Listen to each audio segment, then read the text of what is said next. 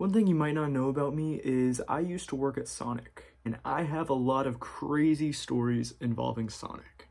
Here's probably the creepiest thing that ever happened to me while working at Sonic.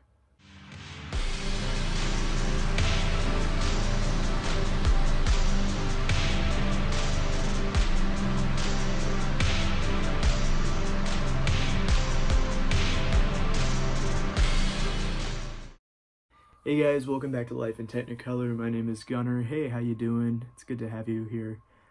Before I get started in today's video, I feel the need to say I no longer work at Sonic. I have nothing against Sonic, and I do not speak for the company, so please do not sue me. With that being said, I worked at Sonic for 3 years? I started working there in high school, and I quit about a year after I graduated. And honestly, I made a lot of really good friends there, met a lot of really good people, and honestly, I look back on my time at Sonic very fondly. But this story in particular is very, very creepy. And if you listen to the podcast I used to do, you might have heard this story already. But if you haven't, you're in for a treat, because this is one of the weirdest stories ever. So it was my senior year of high school, about 2019. It was either 2019, like early 2019, or late 2018. All I know for sure is it was cold outside and it was my senior year of high school. Now, the Sonic I worked at was kind of in the suburbs a little bit. It was next to a church and next to like a tire store. And we were off of like the highway, but nowhere near like the cityscape. So the people that we typically got were usually just locals, people after church, and sometimes tourists that were on their way to St. Louis or Kansas City or something like that. Man, I made it sound like we lived in the middle of nowhere. One night, it's a cold fall or winter night. I want to say it was in the fall, but then again, I don't really remember. Maybe I'm just saying that because it's fall now. A homeless man comes up to the patio, he rings in and orders an ice water. Not a big deal, we bring him out an ice water. Hits the button again about 10 minutes later, and he asks if we would please charge his phone. I didn't know this at the time. Keep in mind, I was 17 years old. We didn't really see a problem with it, so we did take his phone inside of the store and charge it. I now know that you're not supposed to do that, and that was like a health code violation or something. I'm sorry, we didn't do this very often. This was also like 4 years ago. So anyways, we charge his phone for about 20 to 30 minutes for him while he just sits out on the patio. I think he ordered food.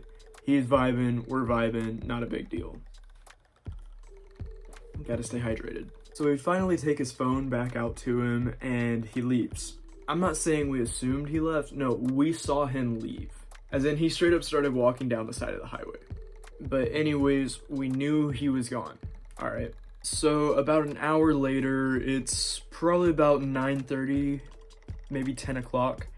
And I'm about to go home. Before I go home, I got to take the boxes out to the recycling bin. This night in particular, we had so many boxes that needed to be taken to the recycling bin. It was really cold outside. Like, I lived in Missouri. It was really cold outside and it was pitch black out there. So I really didn't want to make several trips out there by myself to take out these boxes. So lucky for me, I asked my coworker Jordan if he would mind helping me take out these boxes. Jordan, being a homie, had no problem with it. Me and him loaded up our arms with boxes and we did the math. Turns out that we were gonna have to take 2 trips. So we take the first set of boxes out there, put them in the recycling bin, turn around, walk back, not a problem. But when we take our second load of boxes out there and we put them in the bin, somebody comes walking out from behind the recycling bin and goes, "Hello there, boys." I look up and who is it but the homeless man that we saw walking down the side of the hallway. I freaked out, I'm not gonna lie. We saw him walk away, it's the middle of the night, it's pitch black, we don't know what he's doing. Me and Jordan just take off running to the back of the store. We were so scared. My heart's pounding now just thinking about it. But us and the crew leader and the managers, we used to kind of prank each other in stupid ways, and whenever we made it to the back door had been locked. Locked us out literally at the worst moment that they could ever lock us out. So me and Jordan take off running to the front of the store. We go into the front door, we lock the doors behind us, and we're just hysterical. We're like, oh my gosh, we need to call the cops, he's back there. Just completely freaked out. We saw him leave, yet he was there somehow. And Jordan claims that he saw a knife. I didn't see a knife. Jordan claimed that he had a knife. But I will say I did not see him holding a knife. I did not see him holding anything. But it was the middle of the night and he was a lot closer than I was. Now, we didn't call the police. Our manager talked us out of it. He was like, he could just be sleeping back there tonight. He could have just been saying hi. He could have asked for a lighter or a cigarette or something, you know.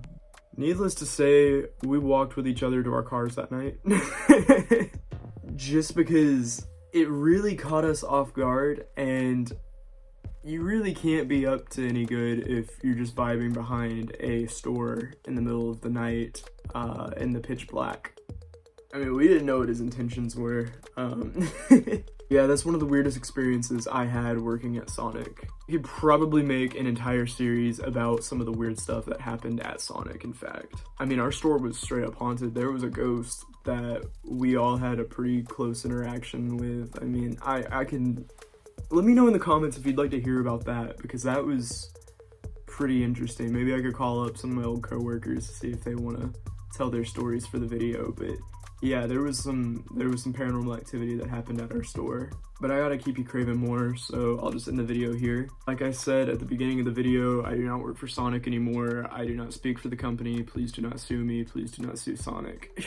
And if you are a young teen looking for a good first job, Sonic was a pretty good first job, I'm not gonna lie. First, me being an angsty teenager, I claimed I hated it when I worked there, but looking back at it, it was a very good time. And I met some really good people who I've been friends with for a long time, who we've gone on trips together. I've stayed at their houses before when I've gone back to visit. Just good people, good people. Alright, so as always guys, please like and subscribe if you enjoyed this video. Comment below if you have any creepy stories of your own. In fact, would you mind just leaving a comment at all? It helps me get on the algorithm. I would comment on your video if you asked me to. Anyways, guys, thanks for watching. Thank you so much for watching. And as always, guys, be nice to each other. Pew, pew, pew.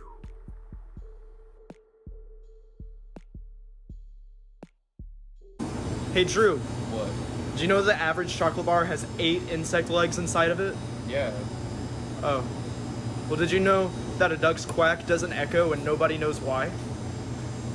Well, I guess because you never find a duck in a canyon. Whoa.